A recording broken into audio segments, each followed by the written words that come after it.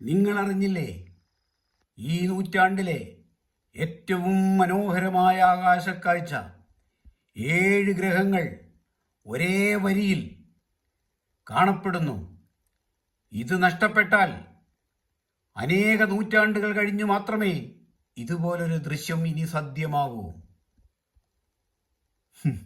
കുറേ കാലമായി നമ്മുടെ പല ചാനലുകളും യൂട്യൂബേഴ്സും പത്രമാധ്യമങ്ങളും കൊടുത്തുകൊണ്ടിരിക്കുന്നൊരു വാർത്തയാണിത്. ഗ്രഹപരേഡ്, ഗ്രഹസംഗമം, ഇതിൻ്റെയൊക്കെ യാഥാർത്ഥ്യങ്ങൾ പലപ്പോഴും ശരണം വിളിയിൽ ഓങ്കാരം മുങ്ങിപ്പോകൂ എന്ന ചൊല്ലുപോലെ മുങ്ങിപ്പോകാറാണ് പതിവ്.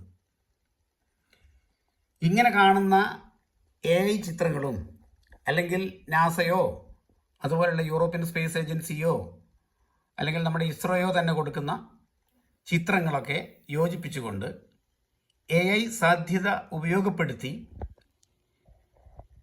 യൂട്യൂബേഴ്സും മറ്റും പടച്ചുവിടുന്ന ഈ പുതിയ അന്ധവിശ്വാസത്തിൽ അധ്യാപകരും വിദ്യാർത്ഥികളും സാധാരണക്കാരും പത്രമാധ്യമ രംഗത്തെ പ്രവർത്തകരും വീണുപോകുന്നു എന്നുള്ളതാണ് സത്യം.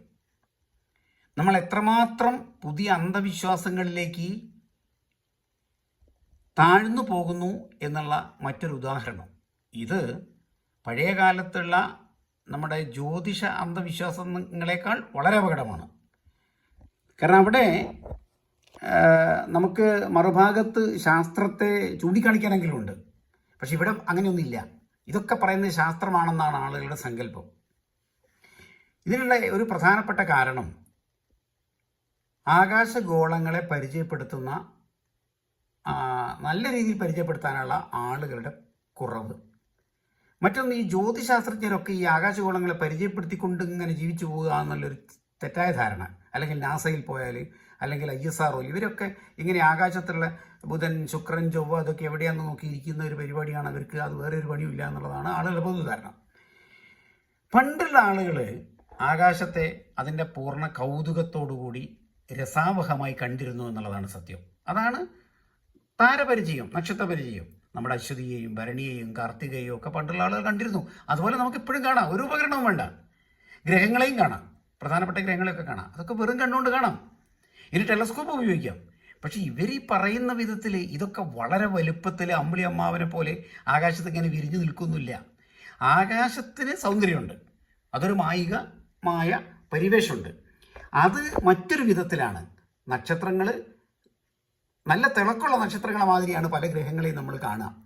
അത് ഈ അടുത്ത കാലത്ത്, അതായത് 2025 ജനുവരി, ഫെബ്രുവരി, മാർച്ച് മാസങ്ങളിൽ നമുക്ക് അതിൽ ചിലത്, അതായത് ശുക്രൻ, വീനസ് എന്ന് പറയുന്നത്, പിന്നെ ജൂപ്പിറ്റർ അല്ലെങ്കിൽ വ്യാഴം എന്ന് പറയുന്നത്, ചൊവ്വ, മാർസ് എന്ന് പറയുന്നത്, ഇതൊക്കെ നന്നായിട്ട് കാണാം, ഈ 3 ഗ്രഹങ്ങളെയും. ബാക്കിയുള്ള ഗ്രഹങ്ങളൊക്കെ അതിൽ പടിഞ്ഞാറൻ ആകാശത്തുള്ള ഈ ശനി, പിന്നെ എന്താണ് മെർക്കുറി, അതായത് ബുധൻ, ഇത് രണ്ടും കഷ്ടിച്ച് കാണാം. പിന്നെ ബാക്കിയുള്ള ഈ യുറാനസിനെയും നെപ്റ്റ്യൂണിനെയും ഒന്നും വെറുതെ കാണില്ല. അപ്പോൾ ഇനി എത്ര കാലം കഴിഞ്ഞാലും സാധാരണഗതിയിൽ നിന്ന് ഭൂമിയിൽ നിന്ന് നോക്കിയാൽ ഒരു നല്ല തിളക്കമുള്ള നക്ഷത്രം പോലെ മാത്രമേ ഈ ഗ്രഹങ്ങളെയൊക്കെ കാണുള്ളൂ. ശുക്രൻ മാത്രം കുറച്ച് കൂടുതൽ തിളക്കത്തിൽ കാണാം.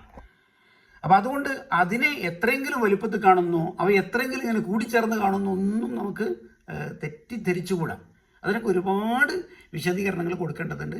പക്ഷേ ഏറ്റവും എളുപ്പമുള്ള കാര്യം, ഇന്നും നാളെയും അടുത്ത ദിവസമൊക്കെ, ഈ മാസമൊക്കെ വേണമെങ്കിൽ, അല്ല അടുത്ത മാസവും രാത്രിയായാലും ആകാശത്ത് ഇറങ്ങുക, തലയ്ക്ക് മുകളിൽ ഏതൊക്കെ നക്ഷത്ര ഗണങ്ങളുണ്ടെന്ന് നോക്കുക, ഏതൊക്കെ നക്ഷത്രങ്ങളുണ്ടെന്ന് നോക്കുക, ഏതൊക്കെ ഗ്രഹങ്ങളുണ്ടെന്ന് തിരിച്ചറിയാം. അപ്പോൾ ഇതിനെ ഇന്നത്തെ, അതായത് 28-ാം തീയതി മാതൃഭൂമിയിൽ ഒരു റിപ്പോർട്ട് ഞാൻ കൊടുത്തിട്ടുണ്ട്.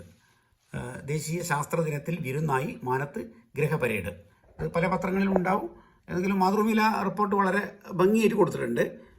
ഇവിടെ അല്പം ഇരുട്ട് കൂടുതലായതുകൊണ്ട് ഇതിൽ ക്ലാരിറ്റി കുറവായിരിക്കും. നിങ്ങൾ ഇന്നത്തെ പത്രം നോക്കുക. ഇതിൽ ഓരോ ഗ്രഹങ്ങളെ എങ്ങനെ കാണാവുന്നുണ്ട്. ഏറ്റവും തിളക്കത്തിലുള്ള ശുക്രനെയും വ്യാഴത്തെയും ശനി, അതായത് ചൊവ്വയെയും കാണാം. ശനിയും മെർക്കുറി, ബുധനെയും നമുക്ക് കഷ്ടിച്ച് കാണാം. ആ കാര്യങ്ങളൊക്കെ ഇതിൽ വിശദീകരിക്കുന്നുണ്ട്. ഏതായാലും ഇത് കാണുക, ഈ പത്രം വായിക്കുക.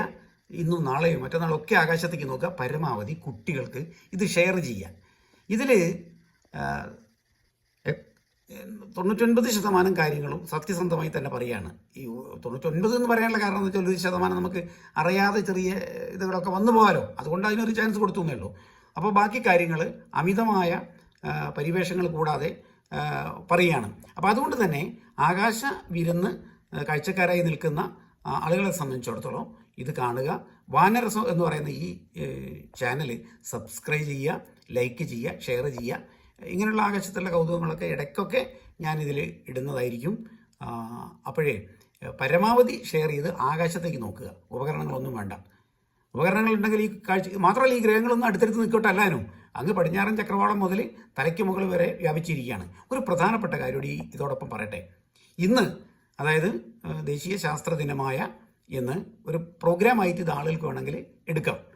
അതോടൊപ്പം ഏതാണ്ട് ഒരു 7:15 മുതൽ 7:28, 7:30 വരെ ഒരു 10-12 മിനിറ്റ് സമയം ഏതാണ്ട് തെക്ക് പടിഞ്ഞാറൻ ആകാശത്ത് നിന്ന് വടക്ക് കിഴക്കൻ ആകാശത്തേക്ക്, തെക്ക് പടിഞ്ഞാറൻ ആകാശത്ത് നിന്ന് വടക്ക് കിഴക്കൻ ആകാശത്തേക്ക് ഹബിൾ സ്പേസ് ടെലസ്കോപ്പ് HST ഒരു ബഹിരാകാശ ദൂരദർശിനിയാണ്. ഭൂമിയിൽ നിന്ന് ഏതാണ്ട് 500 കിലോമീറ്റർ ഉയരത്തിൽ ഭൂമിയെ ചുറ്റുകയാണ്. അതിനെ നമുക്ക് വെറും കണ്ണോട് കാണാം.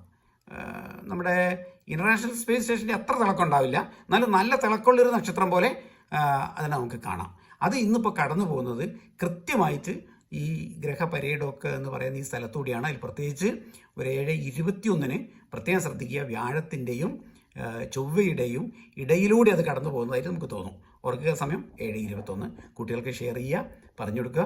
എൻ്റെ ഫോൺ നമ്പർ 9947473909 ആണ്. അതുപോലെ വാനരസം എന്ന് പറഞ്ഞ ചാനൽ സബ്സ്ക്രൈബ് ചെയ്യുക, ലൈക്ക് ചെയ്യുക.